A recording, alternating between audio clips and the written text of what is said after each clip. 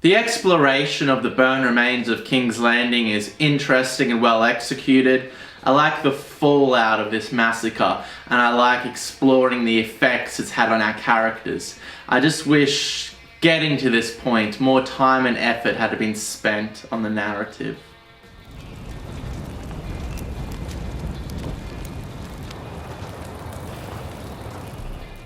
Peter Dinklage's moment with Cersei and Jaime was just amazing. The way he emoted and acted was brilliant. Peter Dinklage and Tyrion as a character was probably some of the best elements of Game of Thrones. His character has dropped off in the last 4 seasons, so they didn't really know what to do with him. But it just goes to show that if he has a good script, boy can Peter act.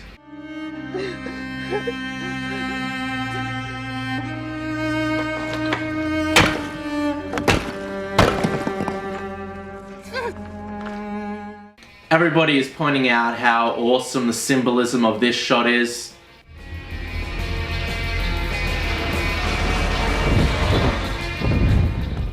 If you didn't know, D&D wrote and directed this episode, and I actually thought it was really well directed. There are a lot of good framing moments, the cinematography was great, and a lot of angles and shot types that they chose I thought really worked.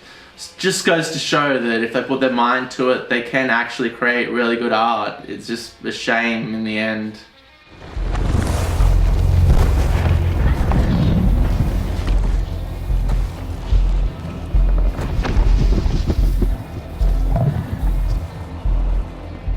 Dany's 180-degree character shift from liberator to dictator just doesn't feel natural.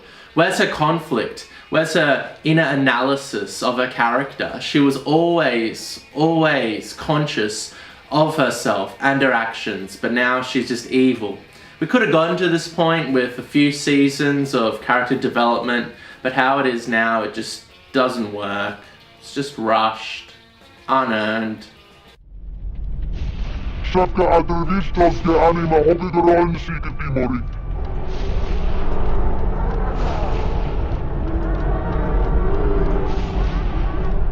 A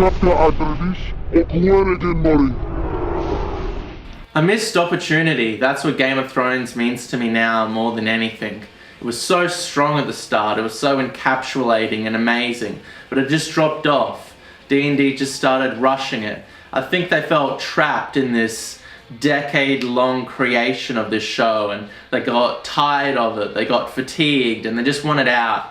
I can understand that. I mean, I can't really. I never spent 10 years of my life trying to create a show and feeling trapped within the confines of it. But I can imagine that if I did, I would want out. Anyone gets bored. The Beatles fucking broke up. Like, art is only art for so long before it becomes a job. And I think that's what it was to them. I think they rushed and forced the ending because they were sick of this show, because they felt trapped, because they weren't fulfilled with the program anymore, and that's fair enough, but they fucked it for everybody, the fans and themselves included. It could have been good if all these threads were fleshed out and given enough time. They're all still interesting, all these moments are interesting, they're just not executed with enough time or effort. I feel like the last 2 seasons that were short could have been 3 seasons, 10 episodes long each, but we're only getting what we're given, and this is what we're given, and it's something, I guess. Sad though, really is sad. If you could describe the season finale of Game of Thrones in one word, how would you describe it? Disappointing. Jon entering the throne room with the dragon emerging from the snow, the way it was all cut together with the long wide shots showing the scale of the dragon and Jon together, the deep tension-filled synth and Dany's inspection of the throne, this moment that she's been waiting for 7 seasons, was all incredibly well executed. It all built to this great moment, great reveal of Jon. Everything worked, the pacing, the tension, the timing, the cinematography, the score, the sets, the cinematography, it was all there, it was all brilliant. Just shows that when the show is still firing, which is pretty rarely, it's still firing great, amazing. It just goes to show that D&D can do good stuff. I think they just got bored and meandered off and like, fuck this, let's go do Star Wars, I'm done.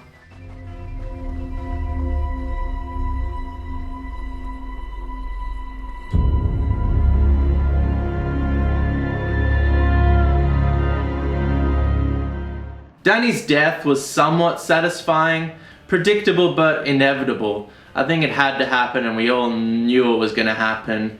The way it was executed was fine, as I said, somewhat satisfying.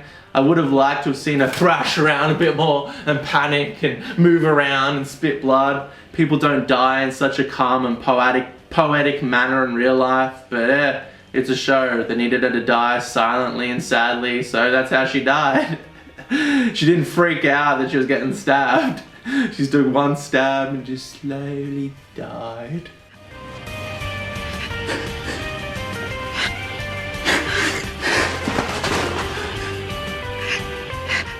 The dragon not killing Jon makes no sense, and him melting the throne is even less logical. Does the dragon prefer democracies to dictatorships?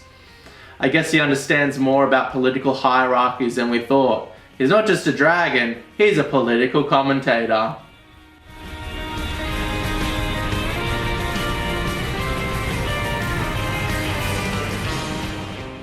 It's weird that nobody brings up Jon's heritage in the meeting of the Westeros leaders. I know that the Unsullied are angry with him, but still, that seems like a big moment, and I feel like he could still be leader. I know he's naive, I know he's dumb, I know he's a cuck, but an Aragorn-esque progression of power would have felt actually really satisfying for me. Make your choice then.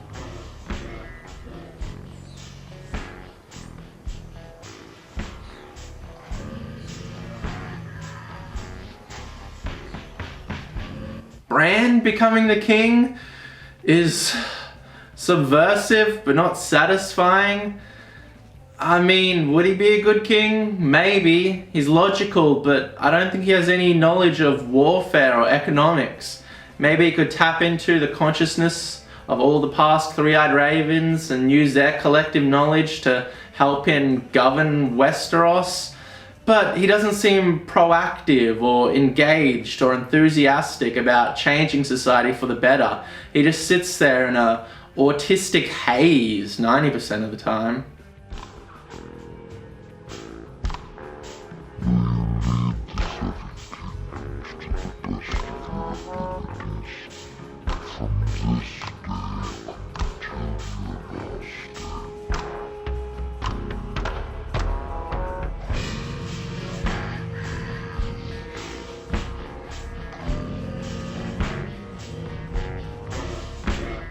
Why is a Night's Watch even a thing? The wall has been demolished for the most part, and the White Walkers are all dead. What do these people protect the realm from now? Nothing! So our new king has chosen to send you to the Night's Watch. There's still Night's Watch. The world will always need a home for bastards and broken men. Why does Jon even have to be banished? The Unsullied and Dothraki are heading back to Narth. Who cares what they fucking think? They're fucking off. They're leaving Westeros. He betrayed them and killed their queen? Sure, but they're not here anymore. It just seems pointless. Jon's been through so much. We've watched his character do so much, progress so far, and now it just all ends in a void of climax. He didn't kill the Night King. He didn't become king.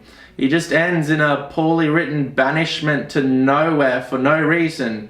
Go and join the Night's Watch, even though there shouldn't be a Night's Watch, and achieve nothing, for there is nothing, for you are nothing, for you became nothing, for your whole archetypical hero's journey was in the vein of nothing! Wow, thanks. That's really a satisfying end to what could have been considered the main character by the end there. Just, yeah, void of climax, void of anything. The North is free, thanks to you. But they lost their king. Ned Stark's daughter will speak for them. She's the best they could ask for.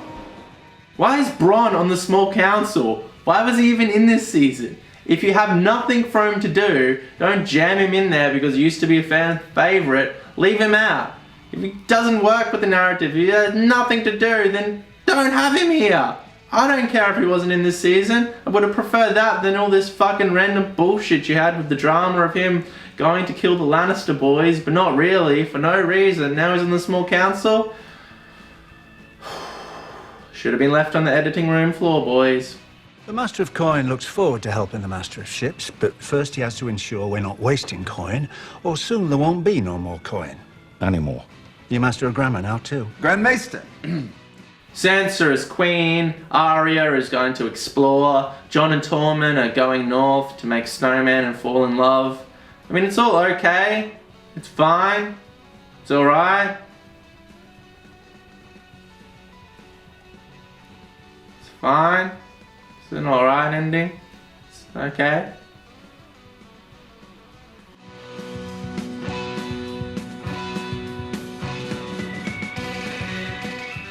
In conclusion, this show was a cultural phenomenon. It took the world by storm. It encapsulated us. It entertained us. It took us to another world. It fulfilled us. It was amazing, but it fell from grace.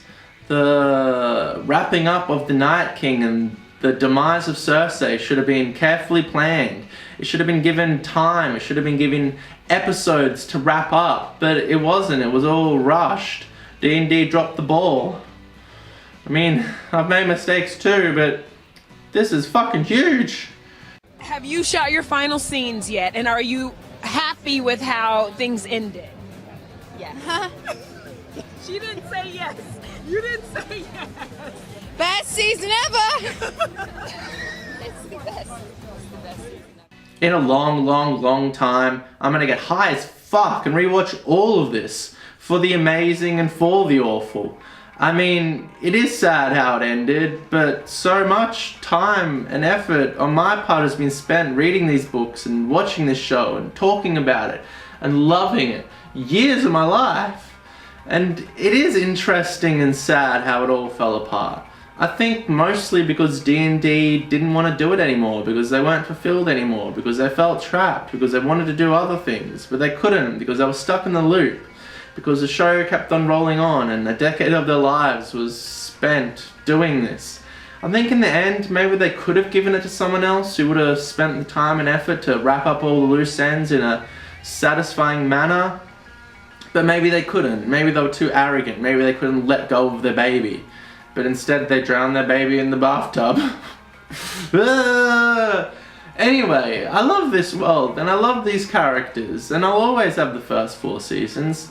And I think actually in 10 years time that somebody, not D&D, should pick up this story and let's see where our characters are after 10 years under Bran the Broken. I'd like to see a fulfilling and satisfying conclusion to Jon, to Arya, to Sansa, to Tyrion, if he's still alive in 10 years. The wolves don't live that long. Sorry about it. But yeah, I still think there's blood in this stone. They're making 1,000 prequels and they're all going to be horrible probably, but that's fine. I'll watch them and review them, you know, it's media, it's television.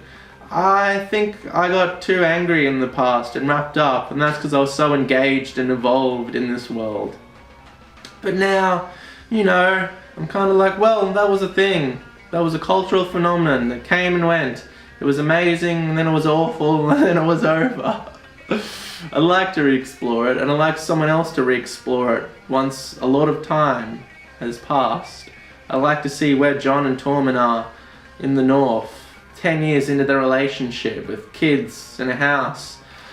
Tormund wearing an apron and making cookies. I think that would be interesting. We'll see what happens. I might see you guys in a decade. Anyway, thank you for watching. Really help out if you could like, subscribe, and in the comments say rubber baby buggy bumpers. There you go, Connor.